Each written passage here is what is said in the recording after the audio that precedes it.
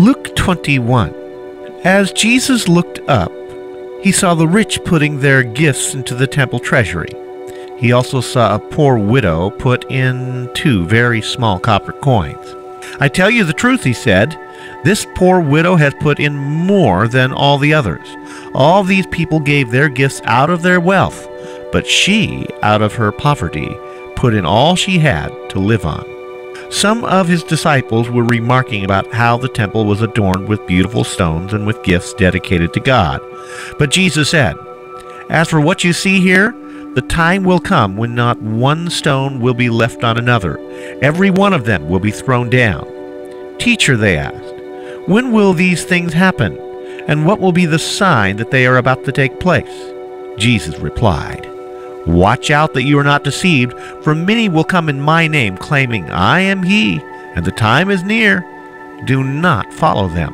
When you hear of wars and revolutions, do not be frightened. These things must happen first, but the end will not come right away."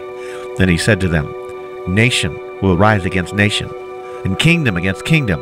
There will be great earthquakes, famines, and pestilences in various places, and fearful events and great signs from heaven. But before all this, they will lay hands on you and persecute you. They will deliver you to synagogues and prisons, and you will be brought before kings and governors, all on account of my name. This will result in your being witness to them. But make up your mind not to worry beforehand how you will defend yourselves, for I will give you words and wisdom that none of your adversaries will be able to resist or contradict. You will be betrayed even by parents, brothers, relatives, and friends, and they will put some of you to death. All men will hate you because of me, but not a hair on your head will perish. By standing firm, you will gain life.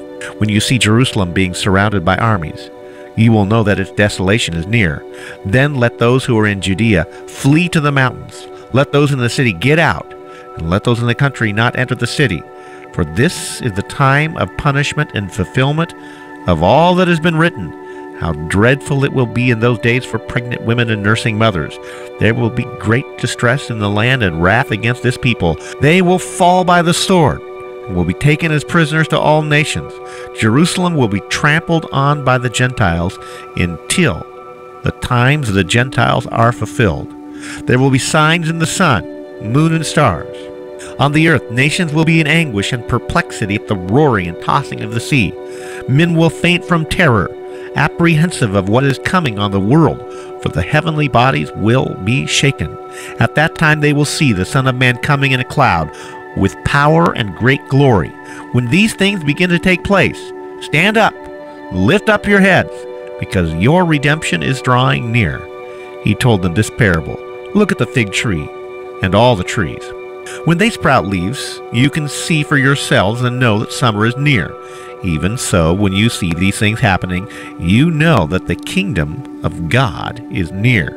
I tell you the truth, this generation will certainly not pass away until all these things have happened.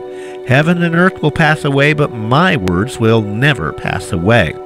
Be careful, or your hearts will be weighed down with dissipation, drunkenness, and the anxieties of life, and that day will close on you unexpectedly like a trap.